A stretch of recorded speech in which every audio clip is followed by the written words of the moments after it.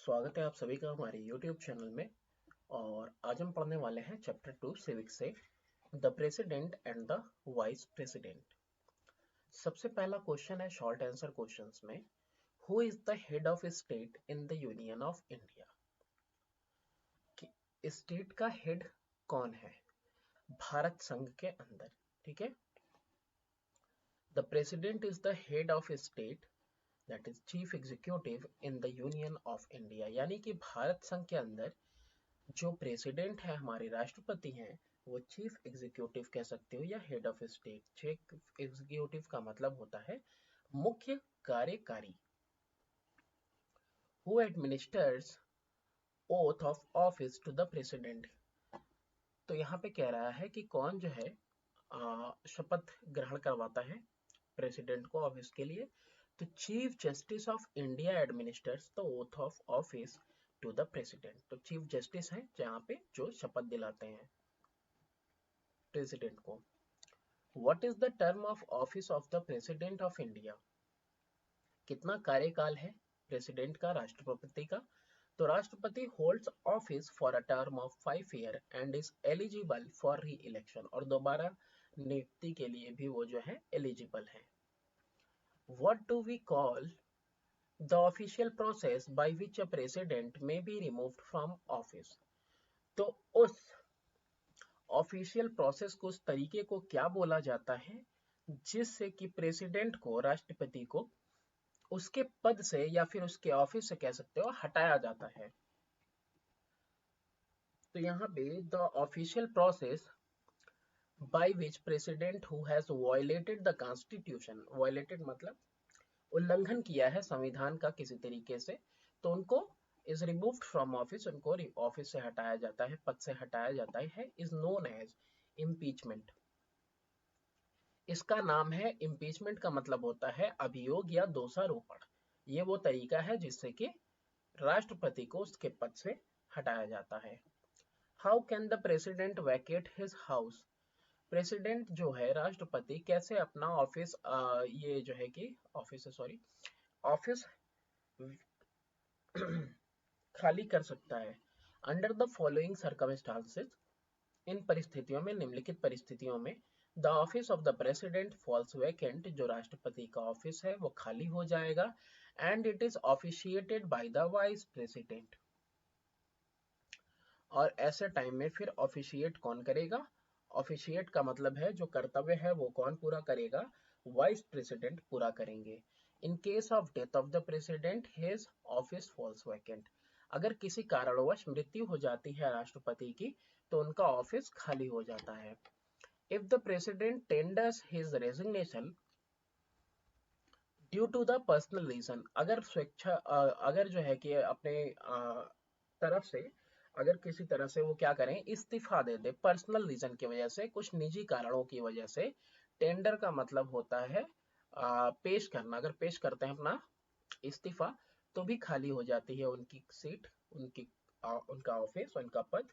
If the president is removed from his office by the process of impeachment, तो इसमें यहाँ पे अगर कुछ उन्होंने वायलेशन किया है कॉन्स्टिट्यूशन का, संविधान का उल्लंघन किया है, या फिर कोई दुर्व्यवहार किया है, मिसबिहेव किया है, तो भी राष्ट्रपति को हटाया जाता है महाभियोग के द्वारा, वो अभियोग के द्वारा या दोषारोपण के द्वारा। तो ऐसे केस में भी जो है खाली हो जाता है office. On what ground the president of India B removed from office. कौन से ऐसे कारण हैं, कौन से ऐसा ग्राउंड्स है जिससे कि राष्ट्रपति को जो है हिंदुस्तान के, उनको हटाया जा सकता है उनके ऑफिस से, उनके पद से, उनके भार से। The president may be impeached on the grounds of, तो उनको यहाँ पे हटाया जा सकता है, दोषारोपण हो सकता है। वायलेशन ऑफ कॉन्स्टिट्यूशन, यानी कोई उल्लंघन किया हो संविधान का। इसके अलावा प्रूव्ड मिस बिहेवियर, यानी कि कोई दुर्व्यवहार किया हो। Mention the occasion when the president addresses both the house of the parliament assembled together. कौन सा मौका है जब राष्ट्रपति जो है संबोधित करते हैं दोनों ही हाउसेस को, पार्लियामेंट के यानी राज्यसभा लोकसभा को, assembled together यानी कि दोनों जो है कि ज्वाइंट सिटिंग में, ज्वाइंट सत्र की बात कर रहा है, संयुक्त सत्र की। The president addresses both houses of parliament assembled together. President यानी राष्ट्रपति संबोधित करते हैं दोनों ही हाउसेस को, संसद के, जो कि दोनों साथ में है। पहले सत्र में हर एक जनरल इलेक्शन के बाद, आमतौर पे जब इलेक्शन होता है तो उसके बाद जब पहले सत्र वो पहला सेशन होता है, पहला सत्र बैठता है, तो दोनों हाउसेस जब बैठते हैं तो प्रेसिडेंट संबोधित करते हैं दोनों को, and at the commencement of the first session each year. और इसके अलावा भी हर साल के शुरुआत में जो है हर साल सत्र के शुरुआत में भी जो है प्रेसिडेंट दोनों को संबोधित करते हैं एक साथ। How is the president elected? President, अरे सॉरी, वाइस प्रेसिडेंट की बात कर रहा है कि वाइस प्रेसिडेंट का, उपराष्ट्रपति का चुनाव कैसे होता है। Vice president is elected by N electoral college consisting of member of both the houses of the parliament।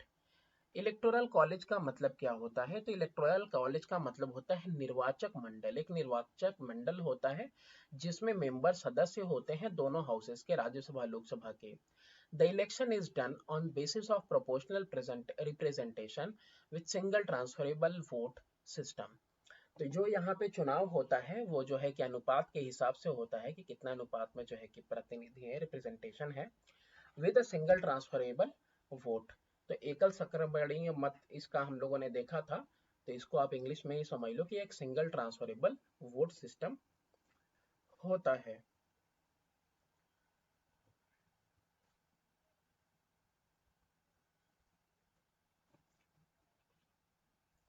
Next question देखते हैं हम लोग। What is the normal term of office of the vice president? जो आपके उपराष्ट्रपति हैं इनका कार्यकाल कितना है? तो normal term of office of the vice president is 5 years. तो इनका भी जो कार्यकाल है 5 साल का है। हाउएवर, किसी तरीके से he continues to hold his office until his successor enters upon the office. तो ये किसी तरह से अपने ऑफिस को, अपने पद पे तब तक रह सकते हैं जब तक कि इनके बाद वाला जो प्रतिद्वंदी है, जो इनके बाद चुना गया है, वो जब तक कि ऑफिस आ नहीं जाता है तब तक वो ऑफिस होल्ड करके रख सकते हैं। How long can the vice president continue to hold office even after the expiry of his term? कितने लंबे समय तक उपराष्ट्रपति अपने पद पर रह सकते हैं उनका कार्यकाल खत्म होने के बाद भी? Vice president can continue to hold office until his successor is elected. जब तक कि उनके बाद का जो राष्ट्रपति है, उपराष्ट्रपति, जो उसका चयन नहीं हो जाता तब तक जो है कि वो अपने पद पे रह सकते हैं। He may resign his office before the expiry of his term. और या फिर ये भी हो सकता है कि वो चाहें तो जो है कि कार्यकाल खत्म होने से पहले भी इस्तीफा देके हट सकते हैं अपने पद से। How can the vice president B removed from office? Vice president को कैसे उनके पदभार से हटाया जा सकता है? तो इनको by a resolution of the Rajya Sabha, Rajya Sabha में एक प्रस्ताव पारित किया जाएगा, और जो उस प्रस्ताव को must be passed by A majority of its members, majority 2/3 majority के साथ पास होना चाहिए, and agreed by the Lok Sabha, और लोकसभा भी की सहमति भी होनी चाहिए। तो इस तरीके से इनको वाइस प्रेसिडेंट यानी उपराष्ट्रपति को उनके पद से हटाया जा सकता है। State the power of the vice president as the ex officio chairman of the Rajya Sabha. अब देखो, वाइस प्रेसिडेंट है तो एक पद के साथ होते होते अब वो एक्स ऑफिस चेयरमैन है राज्यसभा के। एक्स ऑफिस का मतलब ये है कि एक पद की वजह से दूसरा पद ऑटोमेटिकली उनको मिल जाए, इसी को बोलते हैं एक्स ऑफिस। तो एक्स ऑफिस हो क्या है? चेयरमैन है, यानी कि पदेन अध्यक्ष बोला जाता है हिंदी में इसको। Normal function of the vice president is to act as the ex officio chairman of the Rajya Sabha. तो ये जो है ये एकदम बिल्कुल नॉर्मल यानी कि आम जो है कार्य है वाइस प्रेसिडेंट का, उपराष्ट्रपति का, कि ये जो है एक्स ऑफिशियो चेयरमैन रहेंगे, प्रदेन अध्यक्ष रहेंगे राज्यसभा के। As the chairman of Rajya Sabha he regulate debate and proceeding of the house and decide the order of speeches। तो ये नियंत्रित करते हैं, नियंत्रण करते हैं, रेगुलेट करते हैं कि भाई जो इस तरह से बहस होगी और किस तरह से कार्यवाही, प्रोसीडिंग यानी कार्यवाही शुरू होगी हाउस की, और ये निर्णय लेते हैं कि किस तरीके का भाषण चलेगा। he decide the admissibility of resolution और of question।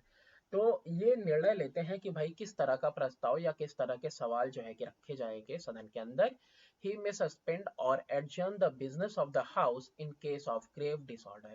तो ये निलंबित कर सकते हैं या स्थगित कर सकते हैं जो भी काम है हाउस का, ऐसे केस में जब ग्रेव डिसऑर्डर हो, इसका मतलब होता है गंभीर विकार हो जाए या फिर गंभीर अशांति आ जाए, तो अशांति के मामले में ये सस्पेंड कर सकते हैं या जो है स्थगित कर सकते हैं कार्य को। Lastly he issues direction to the chairman of various committees in matter relating to their working. और आखिरकार वो जो है कि डायरेक्शन देते हैं, दिशा निर्देश देते हैं मुद्दों पे चेयरमैन को, जो कि अलग अलग समिति के चेयरमैन होते हैं उन मामलों में जो कि उनके काम के हिसाब से हैं, उनके काम के हिसाब से जो मामले हैं उन मामलों में ये क्या करते हैं, डायरेक्शन देते हैं, दिशा निर्देश। What is meant by the term ordinance? Ordinance क्या होता है, कई बार अखबारों में देखने को मिलता है। An ordinance implies a direction. Ordinance होता है एक दिशा निर्देश या फिर कोई कमांड होता है, हुक्म होता है, of an authoritative nature. Authoritative nature का मतलब होता है आधिकारिक प्रकृति का होता है। Which has the same face and effect, जो कि बिल्कुल सेम तरीके का होता है, उसका प्रभाव भी एक ही तरीके का वैसा ही होता है जैसे कि पार्लियामेंट के किसी एक्ट का, यानी संसद के किसी कानून का। When can ordinances B issued by the president? ये जो ऑर्डिनेंस है, ऑर्डिनेंस मतलब अध्यादेश, ये कब जो है कि इशू होते हैं प्रेसिडेंट के द्वारा, है ना। तो ये जो ऑर्डिनेंस है can be issued by the president, president भी अध्यादेश पारित कर सकते हैं when both the houses of parliament are not in session, जब सत्र में दोनों हाउसेज नहीं है संसद के, तो ऐसे में प्रेसिडेंट जो होते हैं उनके पास पावर है कि वो ऑर्डिनेंस को जो है अध्यादेश को पारित करें। And the president is certified that circumstances exist which demand immediate action. और अगर राष्ट्रपति इससे सहमत है, सेटिस्फाइड है, संतुष्ट है कि जो भी परिस्थितियां चल रही हैं उसका डिमांड है कि भाई फौरन एक्शन लिया जाए, तो ऐसे केस में भी वो अध्यादेश जो है पारित कर सकते हैं। Why are the ordinances considered temporary measure? ये जो अध्यादेश होता है इसको माना जाता है कि ये टेम्पोरेरी है ना, अस्थायी मेजर्स यानी पैमाने हैं, यानी कि कुछ ही वक्त तक रहने का, टेम्पोरेरी। अस्थाई मतलब परमानेंट, अस्थाई मतलब temporary. The ordinances have to be laid before the houses of parliament when they reassemble, क्योंकि ये जो अध्यादेश है ना इनको सामने रखना पड़ेगा संसद में, दोनों हाउसेज के सामने, जब जो है कि वो रीअसेंबल होंगे, जब सत्र बैठेगी। If parliament disapprove the ordinance it lapses, तो अगर पार्लियामेंट संसद जो है कि डिसअप्रूव कर देती है, सहमत नहीं होती है अध्यादेश के साथ, तो वो फिर लैप्स कर जाएगा, कोई वैल्यू नहीं। If it is not disapproved, अगर वो डिसअप्रूव नहीं हुआ, it will automatically cease to operate, वो खत्म हो जाएगा ऑपरेट करना at the expiration of 6 week, 6 हफ्ते तक चलेगा, उसके बाद अपने आप उसकी लाइफ खत्म हो जाएगी from the reassembly of parliament. जब रीअसेंबली होगा, रीअसेंबल होगा, फिर से सब आ जाएंगे, सत्र बैठेगी, तो उसके 6 हफ्तों तक चलेगा, उसके बाद अपने आप खत्म हो जाएगी अगर डिसअप्रूव नहीं भी हुआ तो भी। What option are open to the president when an ordinary bill is sent to him for his assent? तो कौन सा जो है कि ऑप्शन खुला हुआ है प्रेसिडेंट के लिए, हमारे राष्ट्रपति के लिए, जब एक ऑर्डिनरी आम बिल जो है भेजा जाता है उनकी सहमति के लिए। The president has 3 option, 3 option है प्रेसिडेंट के पास। Firstly he may give assent to the bill, पहली बात तो ये कि वो चाहे तो मंजूरी दे दे अपने बिल को इस। Secondly he may refuse his assent, अपनी सहमति से इनकार कर दें। Thirdly he may send it back for the reconsideration, वो वापस बिल को भेज सकते हैं कि जाओ भैया इस पे पुनर्विचार करो और फिर हमको दो। In case bill is passed again, अगर फिर से बिल उनके पास वापस आता है विद और विदाउट अमेंडमेंट, विचार किया गया, अमेंडमेंट किया गया, नहीं किया गया, the president has to give his assent thereof, तो प्रेसिडेंट को अपना सहमति देना ही देना है। इसलिए आप आगे देखोगे कि प्रेसिडेंट को नॉमिनल हेड भी कहा जाता है, नाम मात्र मुखिया। Under what circumstances can the president of India use his discretionary power? Discretionary का मतलब होता है विवेकाधीन ताकतों का इस्तेमाल किन परिस्थितियों में राष्ट्रपति कर सकते हैं? Appointment of Prime Minister in a situation where no single party commands the clear support of majority of the Lok Sabha members and there is a hung parliament. अब देखो यहाँ पे हंग पार्लियामेंट का मतलब होता है त्रिशंकु संसद, मतलब जब पूर्ण तरह से बहुमत नहीं मिला है तो एक तरह से जो संसद है वो एकदम हंग हो गई है, लटक गई है, ठीक है।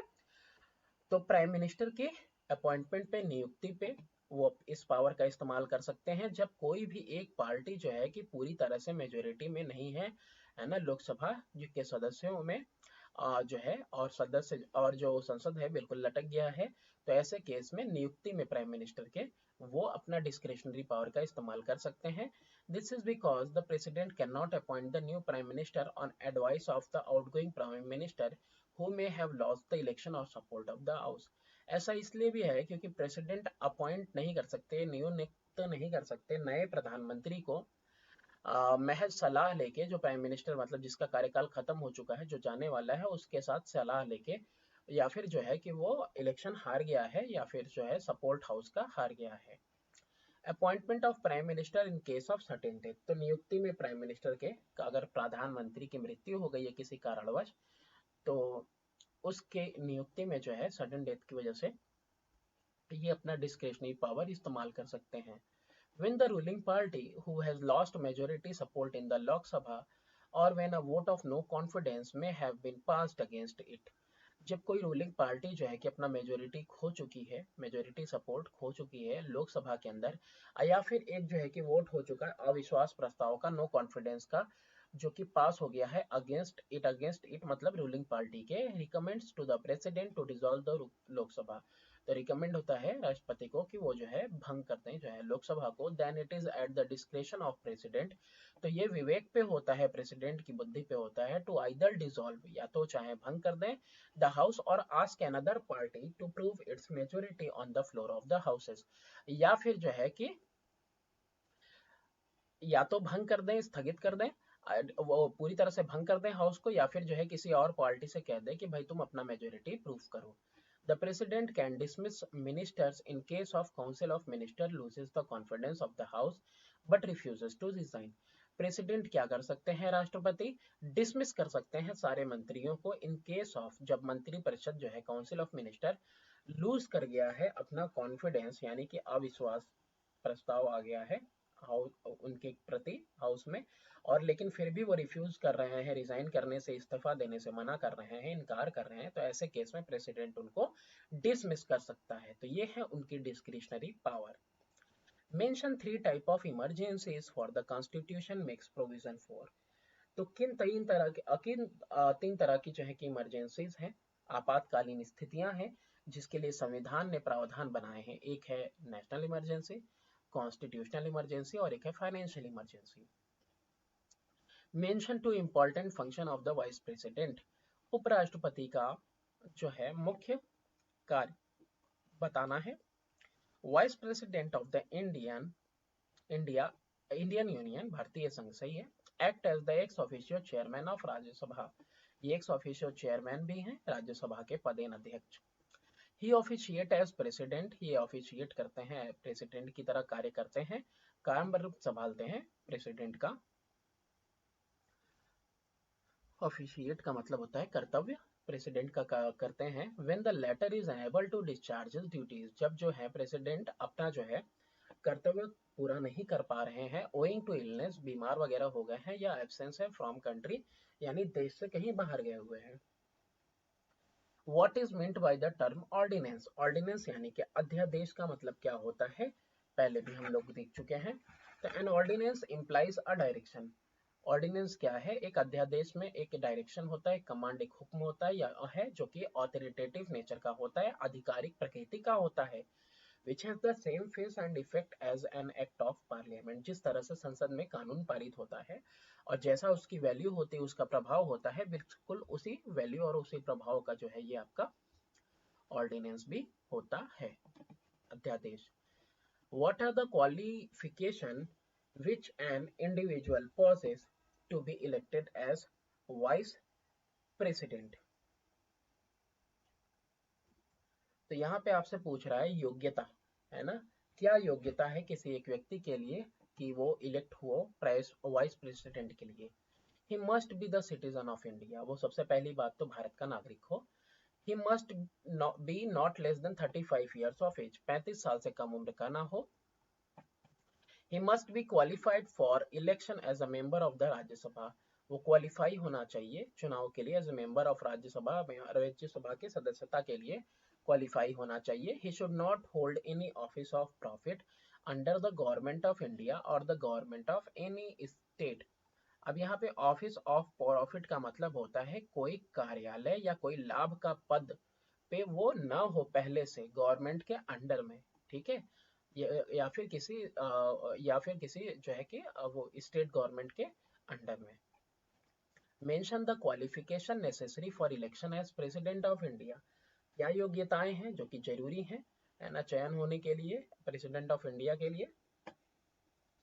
To seek election to high office of the President of India, candidate must possess the following qualification। तो ऐसे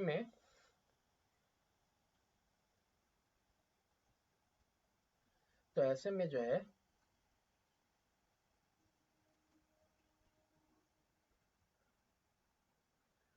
कि कौन सी क्वालिफिकेशन है जो कि जरूरी है ना प्रेसिडेंट ऑफ इंडिया के पद के लिए नियुक्त होने के लिए।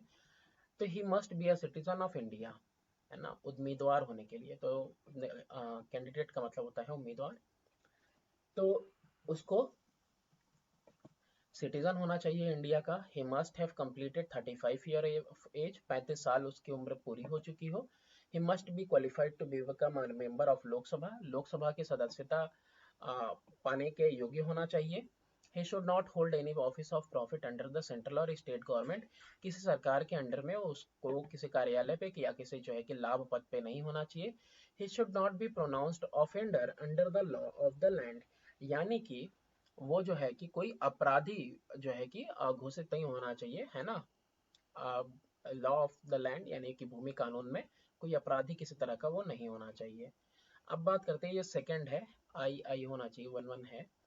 तो ये आपका स्ट्रक्चर्ड क्वेश्चन का पहला है, the president of India enjoys vast power, बहुत सारी ताकतें हैं राष्ट्रपति के पास। In this context briefly explain, तो इस संदर्भ में आपको एक्सप्लेन करना है any three of his executive power, तो एक कार्यपालक की तरह उनकी क्या शक्तियां हैं।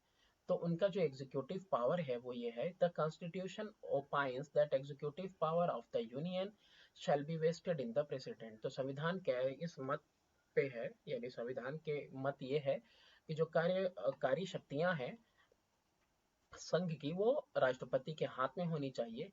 His executive power embraces the given ahead activities, यानी कि उनका जो कार्यकारी शक्ति है वो शामिल करता है इन गतिविधियों को। किसको?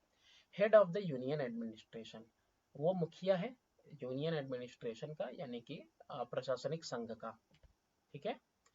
All the executive order are issued in the name of the president, सारे के सारे जो एग्जीक्यूटिव ऑर्डर हैं वो जो है इश्यू होते हैं किसके नाम पे? प्रेसिडेंट के नाम पे ही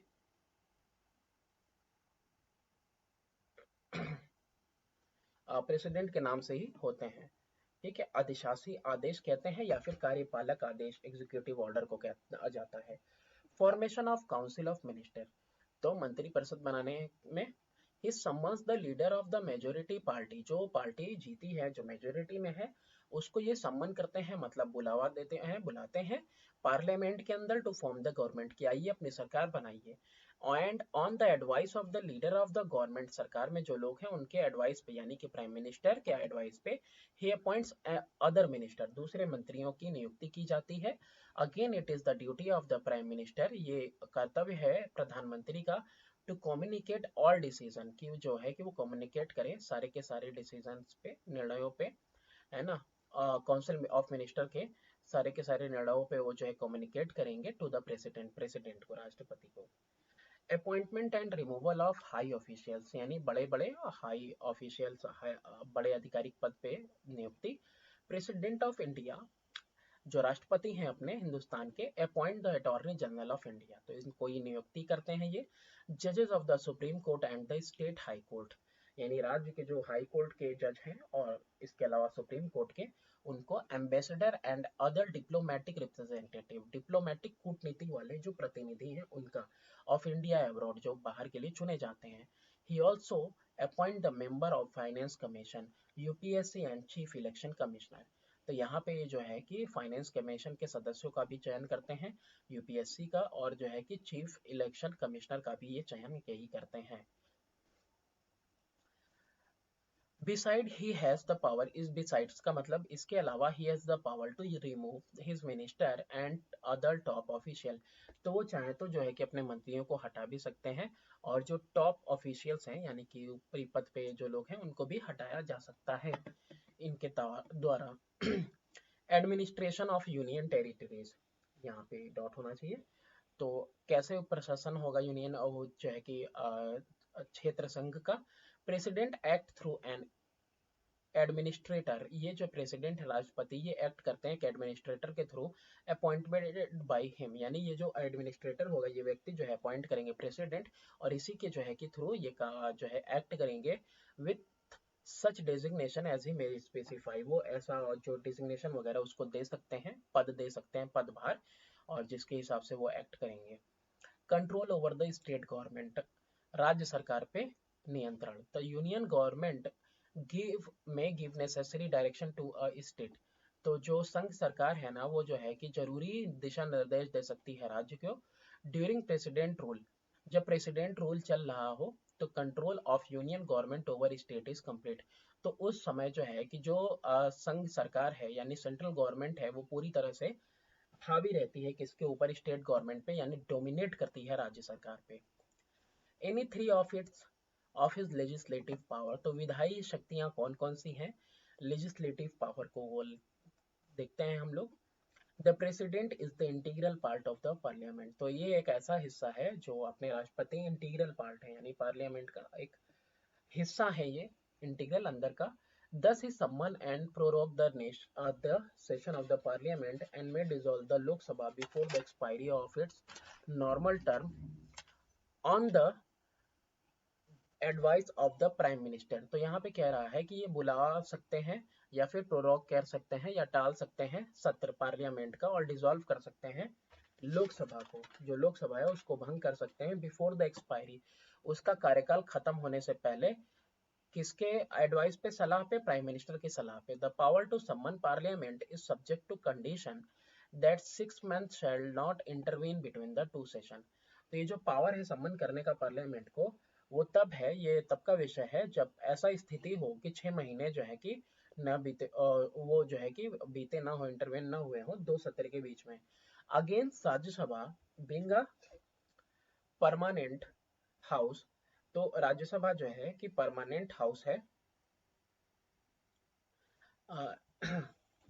कंडीशन 6 मंथ शैल नॉट, तो shall not intervene between the two session है ना, condition that 6 month shall not intervene का मतलब होता है हस्तक्षेप ना हुआ हो दो सत्रों के बीच में 6 महीने, मंथ, ठीक है।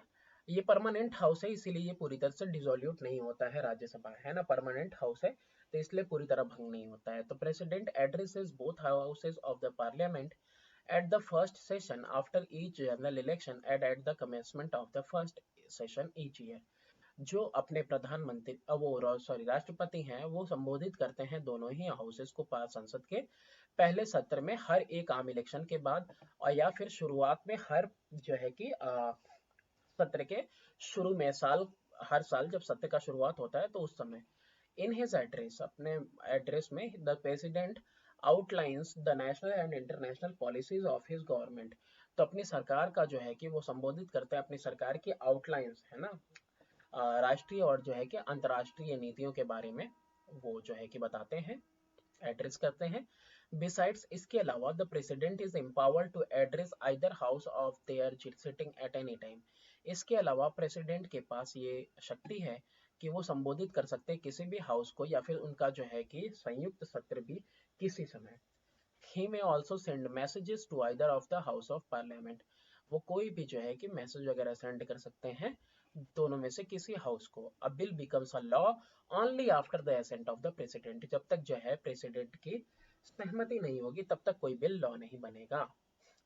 When the bill passed by both the houses of parliament is sent to the president, he has three options। तो देखो ये एक एक्सटेंशन है, चाहो तो लिखो ना चाहो तो ना लिखो, ठीक है।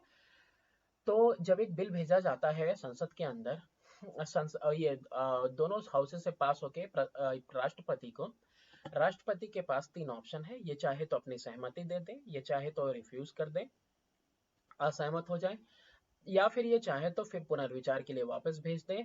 अगर बिल को वापस आया दोनों हाउसेस से पार्लियामेंट की, इनके पास उनमें बदलाव कुछ हुआ नहीं हुआ फिर भी, तो प्रेसिडेंट अब की बार जो है आ, उनको अपनी सहमति देनी पड़ती है। Money bills however are introduced only on the prior recommendation of the president. अब मनी बिल के केस में क्या है कि सबसे पहले जो है कि इसमें इजाजत लेनी होगी, सिफारिश करवानी होगी प्रेसिडेंट से, पहले प्रेसिडेंट सिफारिश करेंगे तभी money bills can not be introduced except on the recommendation of president. Money bill जो है कि बिना रिकमेंडेशन पे, बिना सिफारिश पे राष्ट्रपति के इंट्रोड्यूस नहीं की जा सकती। Similarly a bill for the formation of new state or alteration of areas of the existing states cannot be introduced except on his recommendation। तो अगर किसी तरह एक कोई बिल है जिसमें कि नए स्टेट का फॉर्मेशन है या फिर कोई उसके अंदर अल्टरेशन है, यानी कि एरिया में कोई बदलाव किया जा रहा है ना, एग्जिस्टिंग जो पहले से जो राज्य है उसके एरिया में कोई बदलाव किया जा रहा है, तो ये सब इंट्रोड्यूस नहीं हो सकता उनके सिफारिश के बगैर। The President enjoys yet another important legislative power to promulgate ordinance। यहाँ पे जो है कि वो ऑर्डिनेंस का घोषणा भी कर सकते हैं, ये भी विधायी शक्ति उनके पास है। President can issue ordinances when the parliament is not in session. जब संसद सत्र में नहीं बैठ रही है तो वो अध्यादेश जारी कर सकते हैं। These ordinances are as good as laws. तो ये वैसे ही है जैसे कि कानून है, but all ordinances must be placed before the parliament as soon as it meets. जैसे ही सत्र की शुरुआत होगी तो बहुत जरूरी है कि सारे अध्यादेश जो हैं संसद में रखे जाएं। ऑर्डिनेंसेस आर टेम्परेरी लॉज, ये जो है अस्थायी कानून होते हैं। And ceases to be effective 6 weeks after the reassembly of parliament. अगर किसी तरीके से असहमति नहीं भी हुई है तो भी पार्लियामेंट के द्वारा अध्यादेश पे असहमति नहीं भी हुई है, तब भी जो है रीअसेंबल होने के बाद, सत्र के बैठने के बाद 6 हफ्ते बाद अपने आप ये खत्म हो जाएगा, इसकी वैलिडिटी समाप्त हो जाएगी, unless they are proved by it within that period. या फिर अगर उससे पहले जो है कि अगर प्रूव कर दिया तो भी खत्म हो जाएगी। तो अनलेस लिखा हुआ है यहाँ पे, सी है ये, A B C. Any two of its judicial power. तो न्यायिक शक्तियां क्या है राष्ट्रपति के पास? The president had the power to grant pardon, reprieve, respite, remission of the punishment. ये क्या कर सकते हैं? पार्डन यानी माफी दे सकते हैं, रिप्राइव का मतलब दंड विराम दे सकते हैं, यानी कि कोई दंड लगा हो उस पर विराम दे सकते हैं। रिस्पाइट का मतलब होता है मोहलत दे सकते हैं। रिमिशन का मतलब होता है क्षमा दे सकते हैं किसी सजा में। The president has also the power to remit और commute sentences in respect to all offences against union laws. President के पास ताकत है कि वो रिमिट कर सकते हैं। रिमिट का मतलब होता है छोड़ना, छोड़ सकते हैं, या फिर कम्यूट कर सकते हैं, बदल सकते हैं सेंटेंसेस जो दिए हुए in respect of all offences against union laws, है ना, संघ कानून के खिलाफ जो भी ऑफेंसेस हुए हैं तो उसमें चाहे तो ये छोड़ दें या फिर चाहे तो उसमें कोई बदलाव कर दें। His exercise his power his exercises his power over all cases of death sentence and also where punishment is by court martial। तो वो अपना सारा शक्तियों का इस्तेमाल करते हैं सारे केसेस पे, जो केसेस ऐसे हैं जो उसमें डेथ सेंटेंस दिया हुआ है, और या फिर ऐसे पनिशमेंट जो कि जो है कोर्ट मार्शल के द्वारा है। He can grant general amnesty to political prisoner। General amnesty, amnesty का मतलब होता है आम माफी, तो आम माफी भी दे सकते हैं राजनीतिक प्रिजनर्स, कैदियों को। The president is above law. President जो होता है हमारा राष्ट्रपति, ये कानून से ऊपर है।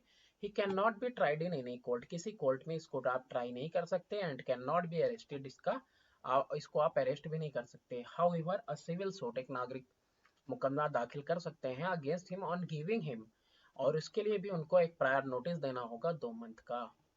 According to the doctor Bhimrao Ambedkar, तो जो डॉक्टर भीमराव अम्बेडकर हैं उनके हिसाब से the president represent the nation.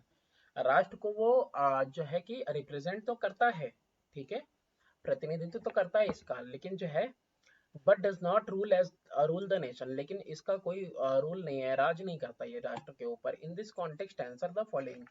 तो इस संदर्भ में आपको सवालों के जवाब देने हैं, और सवालों के जवाब देने हैं तो देखो सवाल क्या है। The president of India is referred to as nominal head. इसकी एक बार हम लोगों ने बीच में चर्चा की थी कि ये जो है नाम मात्र का मुखिया होता है राज्य का, है ना, पूरे इंडिया का। State two example of his legislative power that suggest his nominal status. तो दो एग्जाम्पल ऐसे बताओ कि जिससे ये उसकी विधायी शक्तियों का, जिससे पता चले कि ये सिर्फ नाम मात्र का स्टेटस है इसके पास। President of India is nominal and constitutional head of the nation because all the power are exercised by Prime Minister in Council। President जो है राष्ट्रपति अपना नॉमिनल हेड है और संवैधानिक हेड है, ठीक है, नाम मात्र का संवैधानिक मुखिया है राष्ट्र का, क्योंकि सारा जो पावर है, ताकत है, शक्तियां हैं, वो इस्तेमाल की जाती हैं प्रधानमंत्री और उसके मंत्रियों के द्वारा। President can dissolve the Lok Sabha but with the consultation of prime minister. देखो पहली बात आई गई कि राष्ट्रपति जो है भंग कर सकता है लोकसभा को, लेकिन जब तक कंसल्ट नहीं करेगा प्राइम मिनिस्टर को कर ही नहीं सकता। He can veto a bill, अब एक बिल से इनकार भी कर सकता है, यानी कि नो वोट, मतलब इनकार वाला वोट भी दे सकता है। But when the parliament passes that bill second time, दोबारा फिर से पार्लियामेंट ने वो बिल उसको दे दिया and send to the president for approval, ले भाई अप्रूव कर, he has to sign that bill to become an act. तो उसको करना ही पड़ेगा कि वो जो बिल है वो कानून बन जाए। Mention the circumstances when the president can declare A national emergency. तो राष्ट्रीय आपातकालीन की घोषणा कब कर सकता है? तो when he is satisfied that the security of India और any part of it is threatened by external aggression और वॉर। जब उसको ये लगे अपने राष्ट्रपति को जो सुरक्षा है इंडिया की, वो जो है कि बिल्कुल खतरे पे है, किसी किसी बाहरी देश के उग्र होने की वजह से या फिर किसी जंग वगैरह की वजह से, if there is danger of armed rebellion, कि अगर उसको लगता है कि जो आर्म्ड है उन्होंने विद्रोह कर दिया है ना, आर्म्ड रिबिलियन मतलब बंदूक के साथ भाई विद्रोह है, तो भी वो ऐसा कर सकता है। Explain two discretionary power of the president. फिर वही विवेक वाली शक्तियां कौन सी हैं? डिस्क्रिशनरी, विवेकाधीन शक्तियां की बात कर रहा है। He has a very important role to play in the actual working of the parliament system of our country। तो इसका बहुत ही मुख्य भूमिका है निभाने के लिए जो हमारा संसदीय सिस्टम है देश का, उसमें वो क्या है? The oath of office which the president takes in the name of God on assuming his office puts upon him a sacred obligation to be the guardian of constitution and law। तो यहाँ पे जो शपथ लेते हैं हमारे राष्ट्रपति जी, है ना, भगवान के नाम पे, तो वो एक जो है कि बिल्कुल पवित्र कर्तव्य उनका बन जाता है ना। He puts upon him a sacred obligation, एक पवित्र कर्तव्य बन जाता है कि अब वो संविधान के और कानून के क्या है? गार्जियन है। His oath binds him to render services for the well being of the people of India. तो यहाँ पे जो उनका शपथ है ना, उनको जो है बाधित कर देता है कि वो जो है कि सेवा प्रदान करें किसको? हिंदुस्तान के लोगों को, उनकी अच्छाइयों, उनके उद्धार के लिए, वेलबींग के लिए। In case of no single party getting a clear majority, अगर कोई पार्टी क्लियर मेजोरिटी साबित नहीं कर पा रही है, coalition of parties makes its claim to form the government, तो एक गठबंधन वाली पार्टी जो है क्लेम कर रही है फॉर्म करने के लिए अपना सरकार, the president has to use his discretionary judgment and invite such a leader to the head of government as prime minister who can provide a stable government to the country. तो ऐसे case में वो अपने विवेकाधीन शक्तियों का प्रयोग करते हैं और जजमेंट देते हैं और इनवाइट करते हैं ऐसे जो है कि नेता को, कि जो कि हेड बन सके, मुखिया बन सके सरकार का, यानी प्राइम मिनिस्टर, जो कि एक अच्छा स्थिर सरकार दे सके देश को। His judgment and decision are of crucial importance, यानी कि जो उनका जजमेंट, उनका जो न्याय है और डिसीजन, निर्णय होता है, ये क्रूशियल इंपॉर्टेंस यानी महत्वपूर्ण है। द प्रेसिडेंट में declare an emergency in state, किसी राज्य में राष्ट्रपति चाहे तो इमरजेंसी घोषित कर सकता है। If he is convinced of the break down of constitutional machinery in state, अगर वो इस बात पे सहमत है कि हाँ कुछ ब्रेक डाउन हुआ है, यानी कि कुछ टूटा फूटा है, ये जो संवैधानिक मशीनरी चल रही है राज्य के अंदर वो गड़बड़ हुई है, इस संदर्भ में आंसर द फॉलोइंग क्वेश्चन, तो आपको सवालों के जवाब देने हैं। When can such emergency be proclaimed, कब ऐसी आपातकालीन स्थिति की घोषणा की जा सकती है? Why is such emergency often referred to president rule, तो ऐसी इमरजेंसी को प्रेसिडेंट रूल के नाम से क्यों कहा जाता है? If the president is satisfied on the recommendation of the governor or otherwise that the constitutional machinery in a state has failed, अगर प्रेसिडेंट इस बात से सहमत है है ना, और ये जो है कि रिकमेंडेशन पे, सिफारिश पे गवर्नर के, या फिर या फिर जो है कि अदरवाइज जो है उसको लगता है कि भाई जो संवैधानिक सिस्टम है वो किसी राज्य में फेल हो गया है, ही में place that state under president rule, तो वो जो है रख सकता है उस राज्य को जो है प्रेसिडेंट रूल के अंदर। In other word the state administration is directly placed under the president and the union government. तो राज्य का जो एडमिनिस्ट्रेशन प्रशासन है वो पूरी तरह से आ जाता है किसके कंट्रोल के अंदर, राष्ट्रपति और सरकार संघ के कंट्रोल में, सेंट्रल गवर्नमेंट के। द प्रेसिडेंट में डिक्लेयर है इमरजेंसी इन स्टेट, तो वो जो है अब आपातकालीन की घोषणा कर सकता है कब, अगर वो कन्विंस है कि ब्रेक डाउन हुआ है संवैधानिक मशीनरी का। Such type of emergency is called president rule. इसको प्रेसिडेंट रूल इसलिए कहा जाता है क्योंकि प्रेसिडेंट में अज्यूम टू हिमसेल्फ ऑल और any of the function of the government of the state. तो वो एज्यूम कर सकता है, मान सकता है खुद को कि ऑल की सब कुछ फंक्शन वही करेगा, या फिर एनी ऑफ द फंक्शन कोई कार्य जो है वही करेगा। जो सरकारी कार्य है गवर्नमेंट ऑफ स्टेट का जो काम है वो सारा काम कौन करता है, प्रेसिडेंट, तो इसलिए कहा जाता है प्रेसिडेंट रूल के अंडर में आ गया। What is the duration of such an emergency, कितना काल होगा, समय होगा इस इमरजेंसी का। State two condition under which such an emergency can be extended beyond 1 year. तो ऐसी कौन सी अवस्थाएं हैं, ऐसे कौन से मौके हैं जब जो है कि इमरजेंसी को और आगे बढ़ाया जा सकता है 1 साल के लिए, 1 साल से ज्यादा, sorry. The duration of such proclamation is only 2 month, तो ऐसा जो है घोषणा सिर्फ 2 महीने के लिए हो सकता है। If it is to continue beyond 2 month, अगर 2 महीने से ज्यादा अगर इमरजेंसी रहनी है, it should be ratified by the parliament. तो रेटिफाइड का मतलब होता है भाई सहमति होनी चाहिए, भाई कहाँ से, पार्लियामेंट से, इसकी पुष्टि हो जानी चाहिए, ठीक। दो even the if the parliament has ratified the proclamation, अगर इस घोषणा को की पुष्टि कर दी है पार्लियामेंट में, पार्लियामेंट ने, it will cease to operate 6 month after the date of issue, तो 6 महीने तक चलेगा, उसके बाद ये खत्म हो जाएगा, सीज कर जाएगा। It can however be extended for another 6 month, एक और साल, 6 महीने के लिए और एक्सटेंड हो सकता है ना। इसी तरीके से दस the president rule can normally continue only for a year, तो सिर्फ नॉर्मली जो है 1 साल तक ही ये चल सकता है। However, it may extend beyond 1 year under two condition, दो मौके, दो मतलब परिस्थितियां ऐसी हैं, दो कंडीशन, अवस्था ऐसी है जब जो है ये 1 साल से ज्यादा हो सकता है। when proclamation of emergency is in operation in the whole of India, जब पूरे के पूरे देश में ऐसा चल रहा हो, घोषणा हुई हो, या फिर किसी पार्ट में स्टेट के। the election commission certifies that holding election to the legislative assembly of the state is difficult, और जो निर्वाचन आयोग है वो क्या कह रहा है, सर्टिफाई कर रहा है कि निर्वाचन, चुनाव करवा पाना, है ना, लेजिस्लेटिव असेंबली के लिए यानी विधानसभा के लिए स्टेट में बहुत ही ज्यादा मुश्किल है। But no such proclamation shall remain in force for more than 3 year, लेकिन ऐसा कोई घोषणा जो है 3 साल से ज्यादा नहीं रह सकता। Any such proclamation may be revoked by subsequent proclamation, अगर कोई ऐसी घोषणा हुई है तो कोई दूसरी घोषणा करके पहली वाली जो घोषणा हुई है उसको आप रद्द किया कर सकते हैं। रिवोक करने का मतलब होता है रद्द करना।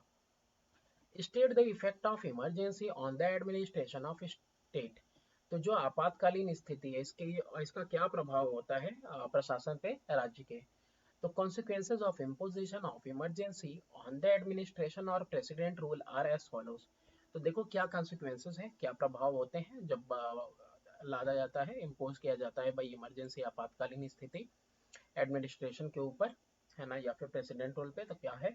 Legislative assembly of the state में डिसॉल्व और सस्पेंड, तो जो विधान सभा है राज्य की वो क्या हो जाएगी, भंग हो जाएगी या निलंबित हो जाएगी। इन दैट केस, ऐसे केस में power of the state legislator shall be exercised bye the parliament, अब जो भी ताकतें हैं, है ना, जो भी जो है कि राज्य की विधानसभा की, वो सब कौन एक्सरसाइज करेगा, वो सब कौन देखेगा, पार्लियामेंट संसद करेगी अब पूरा। President may vest all executive function in the governor, तो प्रेसिडेंट चाहे तो सारा जो है कि फंक्शन वगैरह जो है कि सारा एग्जीक्यूटिव कार्यपालक फंक्शन जो है गवर्नर के हाथ पे दे दे। The annual budget of the state is passed by the parliament, annual budget जो है कि पास होता है पार्लियामेंट के द्वारा, इस समय में राज्य सरकार नहीं करेगी। The president however can not suspend the operation of any provision of the constitution relating to high court, और ऐसे केस में किसी भी तरीके से जो राष्ट्रपति होता है वो निलंबित नहीं कर सकता है किसी ऐसे प्रावधान का के होने को जो कि जो कॉन्स्टिट्यूट करेगा प्रोविजन ऑफ द कॉन्स्टिट्यूशन, ऐसा कोई प्रावधान संविधान का जो कि हाई कोर्ट के लिए है ना, तो वो सस्पेंड नहीं हो सकता है, ठीक है, इमरजेंसी में। According to article 63 of our constitution, ये आर्टिकल 63 की बात कर रहा है संविधान में, देयर शिल be a vice president of India, कि एक वाइस प्रेसिडेंट होना चाहिए हिंदुस्तान का। इस कॉन्टेक्स्ट में बताओ मैनर ऑफ हिज इलेक्शन, यानी वाइस प्रेसिडेंट का चुनाव कैसा होगा। तो इसका चुनाव होगा इलेक्टोरल कॉलेज से, यानी निर्वाचक मंडल होगा, जिस निर्वाचक मंडल में मेंबर्स यानी सदस्य होंगे दोनों ही हाउसेस के, संसद के। Election is done on the proportional representation, अनुपात के हिसाब से होगा, with a single transferable vote system से। Any 3 qualification for election, 3 qualification. तो अगर आप चाहते हो कि उम्मीदवार बनो आप वाइस प्रेसिडेंट के, तो आपको नागरिक होना पड़ेगा हिंदुस्तान का, 30 साल से कम उम्र ना होनी चाहिए, और आप के पास वो भी क्वालिफिकेशन हो, योग्यता हो कि आप चुने जाएं राज्यसभा का एक मेंबर, और कोई भी जो है कि आप कोई कार्यभार ऑफिस वगैरह ना संभालते हो इंडियन गवर्नमेंट के तहत या कोई राज्य सरकार के तहत। 2 इंपॉर्टेंट पावर बताने हैं, किसके, वाइस प्रेसिडेंट के। Ordinarily the vice president has little to do with the office of the president, तो जो प्रेसिडेंट का पदभार है उससे बहुत ही कम कुछ करना होता है वाइस प्रेसिडेंट को, लेकिन उसके बाद भी उनके पास कुछ कर्तव्य है निभाने के लिए। उन कर्तव्यों में सबसे पहला है x officio chairman of Rajya Sabha, पदेन अध्यक्ष होते हैं ये राज्यसभा के। नॉर्मल फंक्शन यही होता है वाइस प्रेसिडेंट का, to act as ex officio chairman of Rajya Sabha, Rajya Sabha के पदेन अध्यक्ष होंगे। As the chairman of Rajya Sabha, Rajya Sabha का चेयरमैन होने के नाते ये रेगुलेट करेंगे debate and proceeding of the house and decide the order of speeches. Regulate करते हैं, ये लागू करते हैं, नियंत्रित करेंगे कि भाई किस तरह का बहस होगा और किस तरह की कैसे कार्रवाई शुरू होगी और किस तरह के जो है भाषण वगैरह दिए जाएंगे, किस पे डिबेट होगा, इस पे निर्णय लेते हैं। Decide the admissibility of resolution और ऑफ क्वेश्चन, किस तरह के सवाल या फिर किस तरह का प्रस्ताव जो है कि एडमिसेबल है, यानी कि आप यहाँ पेश किए जाएंगे। He may suspend or adjourn the business of the house in case of grave disorder, अगर पूर्ण रूप से अशांति है या फिर जो है कि आपका त्रिशंकु ये जो है कि गंभीर विकार है या फिर जो है अशांति है, तो ये क्या कर सकते हैं, ये सस्पेंड कर देंगे, निलंबित कर देंगे या स्थगित कर देंगे सभा को। लास्टली ये इशू करते हैं डायरेक्शन, यानी कि दिशा निर्देश देते हैं चेयरमैन को, अलग अलग समितियों के चेयरमैन जो कि अपने कार्य से जुड़े हुए हैं, तो उनके कार्य में ही उनको ये जो है सलाह मशवरा देंगे। Acting as president of India, तो जब वाइस प्रेसिडेंट है वो जो है कर्तव्य पालन करते हैं, वो सारे कर्तव्य निभाते हैं प्रेसिडेंट का 3 सिचुएशन में। फर्स्टली जब डेथ हो जाती है प्रेसिडेंट की या फिर रिमूवल हो गया प्रेसिडेंट का। थर्डली ओविंग टू इलनेस, या फिर कोई बीमारी वगैरह हो गई जहाँ पे प्रेसिडेंट नहीं आ सकते हैं डिस्चार्ज करने के लिए फंक्शन, अपना फंक्शन, तो वहाँ पे दो the vice president can officiate as president for a maximum period of 6 month. एक वाइस प्रेसिडेंट यानी उपराष्ट्रपति सिर्फ तब तक कर्तव्य निभा सकते हैं, सिर्फ 6 महीने तक maximum, with in which the new president must be elected, यानी इस 6 महीने के अंदर जरूरी है कि नया प्रेसिडेंट, नया राष्ट्रपति चुना जा सके। अब ये देखो, ये तस्वीर आपको दिख रही है, इस तस्वीर के हिसाब से आपको बताना है, इस तस्वीर को देखिए, पढ़िए और बताइए कि आइडेंटिफाई द बिल्डिंग, कौन सी बिल्डिंग है और किस स्टेट में है और किसका ये ऑफिशियल रेसिडेंस है, कौन यहाँ पे रहता है। राष्ट्रपति भवन है ये न्यू दिल्ली में है और ये ऑफिशियल रेसिडेंस है हमारे राष्ट्रपति का। क्वालिफिकेशन यानी योग्यताएं एक राष्ट्रपति बनने के लिए, तो सिटीजन हो हिंदुस्तान का, 35 साल से कम उसकी उम्र ना हो, और वो लोकसभा का जो है कि मेंबर होने की भी योग्यता हो उसके अंदर, और कोई प्रॉफिट वाला ऑफिस ऑफ प्रॉफिट ना, यानी कि कोई जो है कि पद वगैरह पे ना हो सेंट्रल गवर्नमेंट या स्टेट गवर्नमेंट के अंदर, और इसके अलावा वो कोई मुजरिम वगैरह नहीं होना चाहिए, है ना, कानून वो law of the under the law of the land, है ना, यानी कि जो अपना देश का कानून है उसके अंदर। Why is it said that President of India is only nominal head? तो हमने देखा ऐसा इसलिए है क्योंकि प्रेसिडेंट इज नॉमिनल या कॉन्स्टिट्यूशनल हेड कह सकते हो, नाम मात्र का या संवैधानिक मुखिया बस होता है गवर्नमेंट का, सरकार का, विच इम्प्लाइज, इसका मतलब ये है इसका